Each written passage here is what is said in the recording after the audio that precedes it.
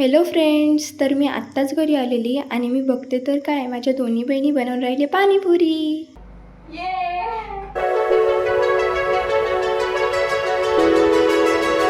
मी आत्ताच बाहेरून आली आहे आणि मला एवढी भूक लागून आहे, तर मी म्हटली पाणीपुरी असू दे बा, मला आधी जेवण हवं आहे.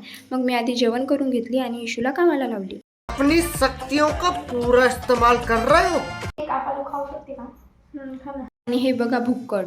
सगळ्यात पहिले आपल्याला वाळली मिरची, धने व जिरा यांना भाजून घ्यायचं आहे. हां, आमचा फर्स्ट व्लॉग आहे, तर काही मिस्टेक तर होणारच आहे, पण आय होप तुम्ही समजून घ्याल, कारण मी तर माझं बेस्टच देत आहे.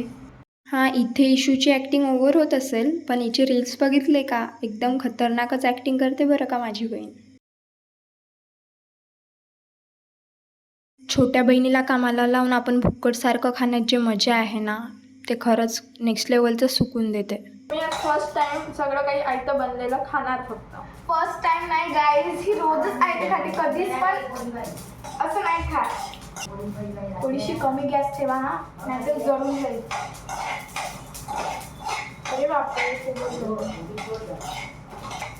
तर हे भाजून झालेले आहे आणि मी गॅस बंद केलेली आहे.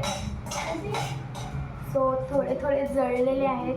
तर जी भाजलेली मिरची, धने व जिरा होते त्यांचं मी मिक्सरमध्ये ग्राइंड केलं व त्यांचं पावडर तयार केलं. तर आता इशू पाणीपुरीची फिलिंग तयार करत आहे. त्यात तिने उकडलेले आलू, कोथिंबीर आणि तिखट मीठ घालून त्याला चांगल्याने मिक्स केलेलं आहे आणि ते रेडी झालं आहे. हिला तर विसरलेच वाटते तुम्ही.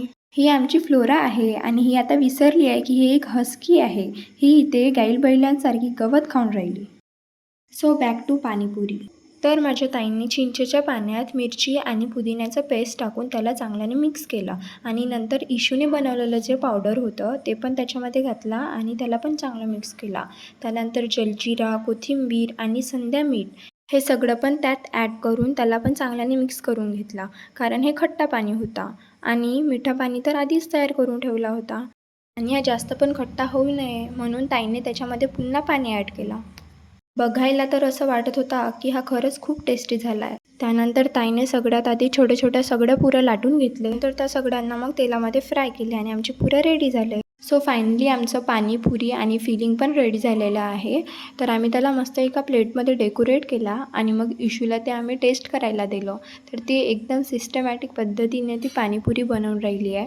तिला बघून असं आमचं पण खायची इच्छा होत आहे, बट आम्हाला कंट्रोल करावं लागलं, कारण आम्हाला तिचे एक्सप्रेशन बघायचे होते आणि त्याच्यावरून आम्ही ठरवणार होतो की पाणीपुरी कशी झाली आहे. तिचे एक्सप्रेशन तर बघून असं वाटतं आहे की पाणीपुरी खरंच खूप जास्त टेस्टी झाली आहे.